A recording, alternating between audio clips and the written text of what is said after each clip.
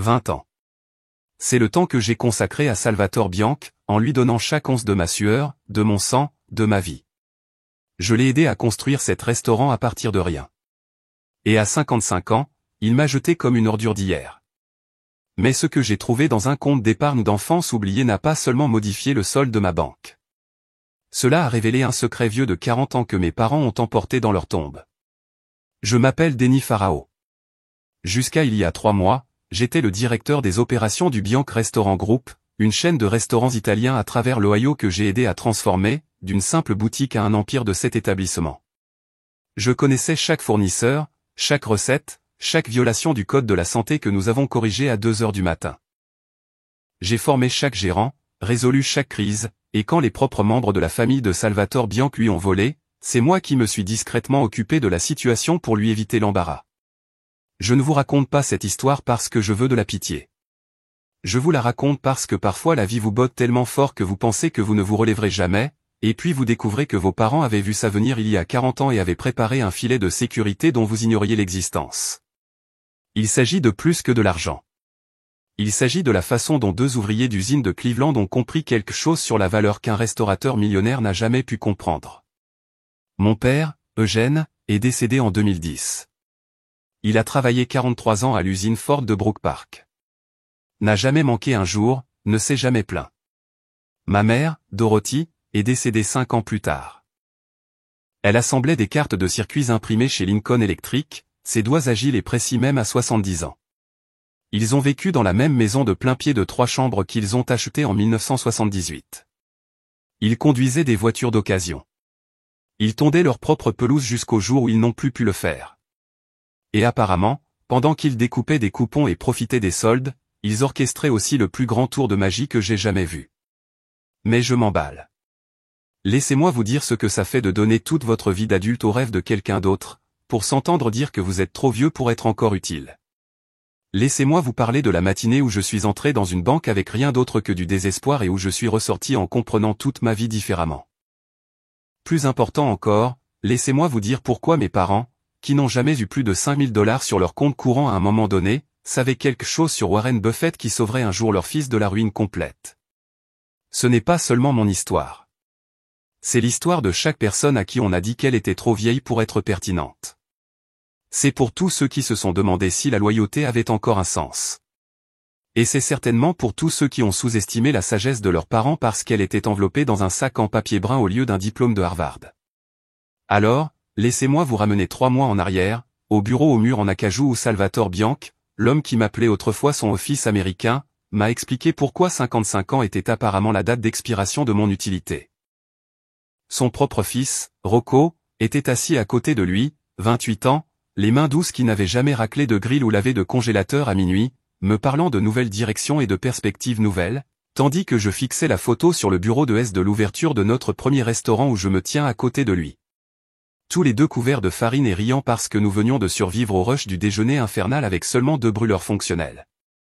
Cette photo allait devenir une preuve dans le dossier pour expliquer pourquoi certains investissements mettent plus de temps à mûrir que d'autres, et pourquoi mes parents, que leur âme repose en paix, étaient apparemment des prophètes financiers déguisés en ouvriers qui économisaient du papier d'aluminium et réutilisaient les sacs Ziploc. J'ai commencé à travailler pour Salvatore Bianchi quand j'avais 35 ans. À l'époque, il avait un petit restaurant italien appelé Nonna Estable dans le centre-ville de Cleveland, juste à côté de East 9th Street. L'endroit pouvait accueillir 40 personnes si on les serrait, et la cuisine était si petite qu'il fallait se tourner sur le côté pour croiser une autre personne. Mais ça avait quelque chose de spécial. Il avait les recettes de sa grand-mère de Toscane, et il avait un rêve plus grand que cette salle à manger exiguë ne pouvait contenir. Je l'ai rencontré par l'intermédiaire de mon cousin Franck qui livrait des produits au restaurant. Cet Italien a besoin d'aide, m'a dit Franck un dimanche chez ma mère. Ses livres sont un désastre. Son inventaire est un bazar. Mais Denis, l'homme sait cuisiner, et il a le feu sacré. Je travaillais comme assistant gérant dans une quincaillerie à l'époque, je gagnais un salaire décent, mais je n'allais nulle part. Ma femme Joanne était enceinte de notre fils Mitchell, et j'avais besoin de quelque chose de plus. La première fois que je suis entré dans Nonna Estable, elle criait après un fournisseur en italien tout en remuant simultanément 3 casseroles sur la cuisinière. Il m'a regardé, a pointé une cuillère en bois recouverte de sauce dans ma direction, et a dit, « Toi le gars des chiffres que Franck a envoyés. Tu peux commencer maintenant ? J'ai des papiers d'impôt quelque part dans cette boîte. Peut-être celle-là. Qui sait ? Et le livreur de réfrigérateur veut un chèque, mais je ne sais pas si j'ai de l'argent sur le compte. » C'était le chaos et la passion mélangés comme sa fameuse sauce marinara. J'ai trouvé ses papiers d'impôt sous une pile de factures de viande. Son compte courant avait beaucoup d'argent.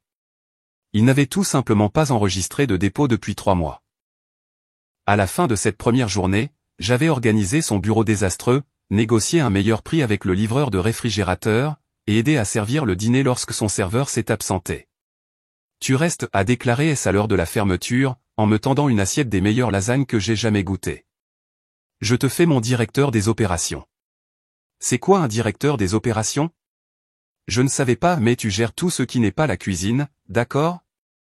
Joanne a compris pourquoi j'avais dit oui. Il croit en toi, a-t-elle dit ce soir-là, sa main sur son ventre qui grossissait. Et tu crois en lui ? C'est rare, Denis.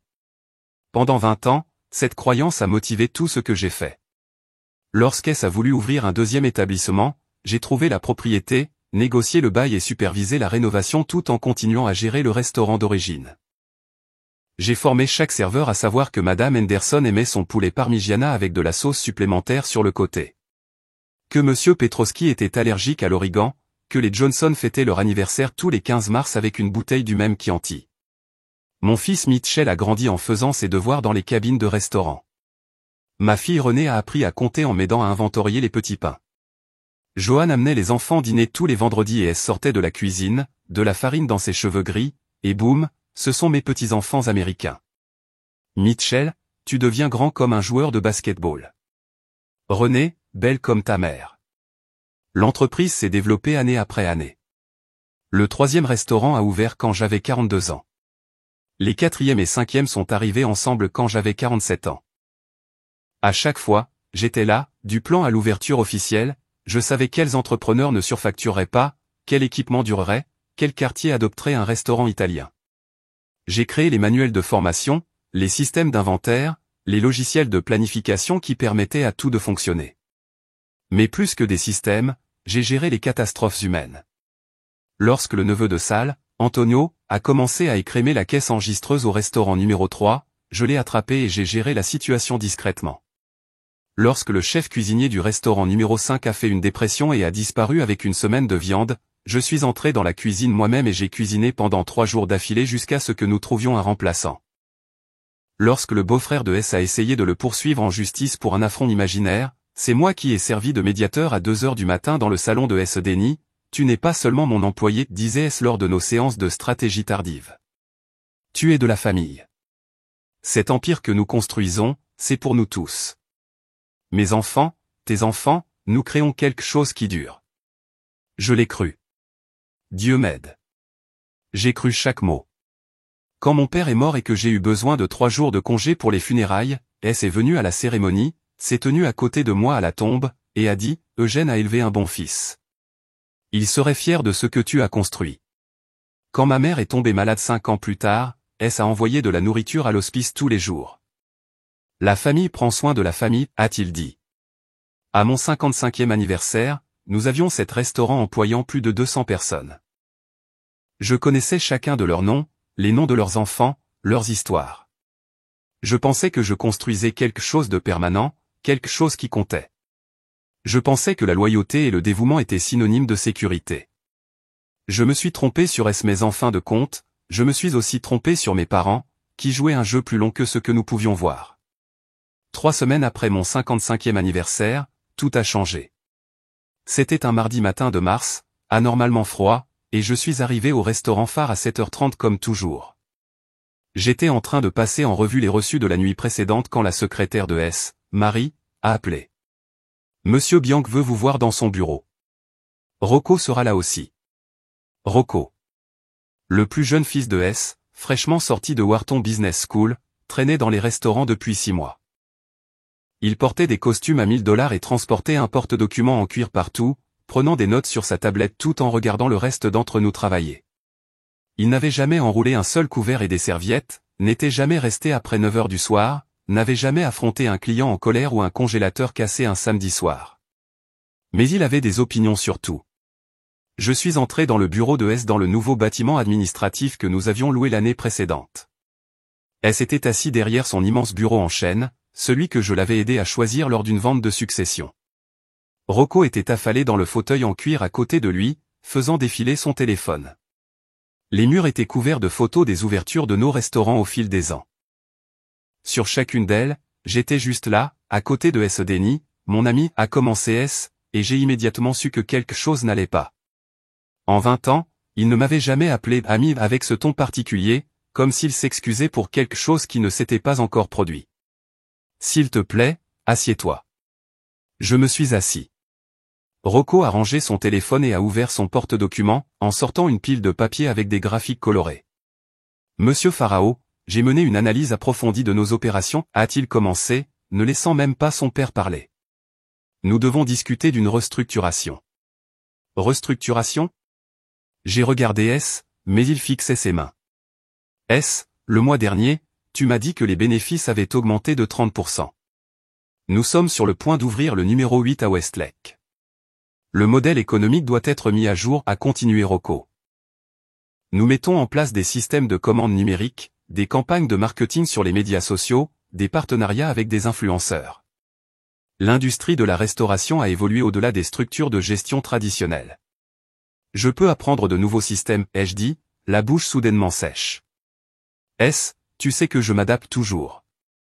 Tu te souviens quand nous sommes passés à l'inventaire informatisé? Je l'ai maîtrisé en une semaine.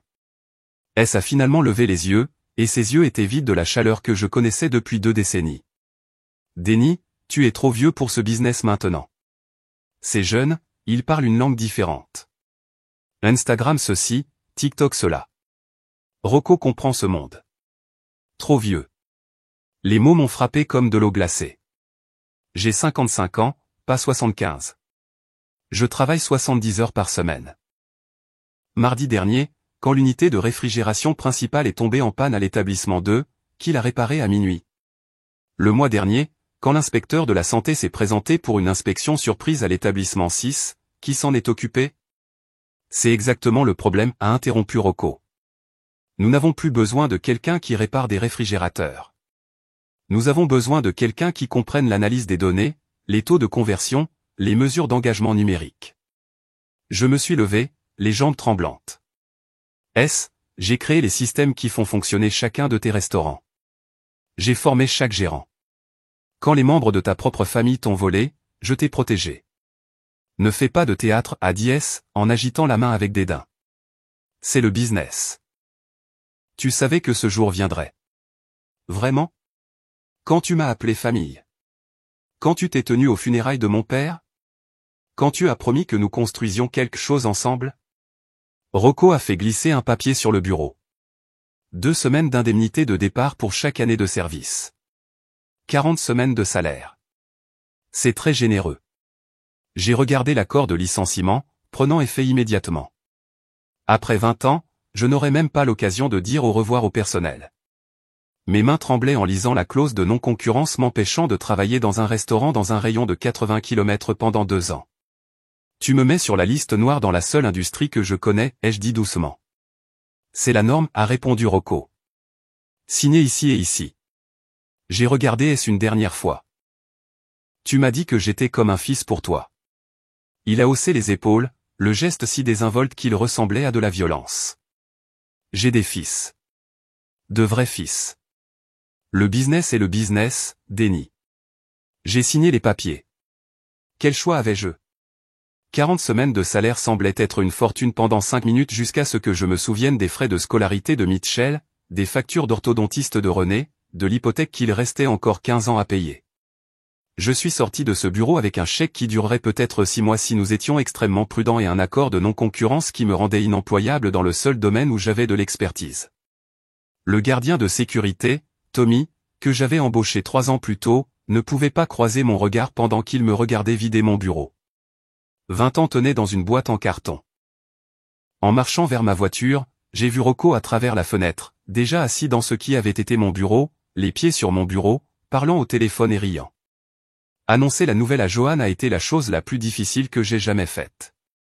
Elle était en train de plier le linge quand je suis rentré à la maison à 11 heures du matin, ce que je n'avais jamais fait en 20 ans.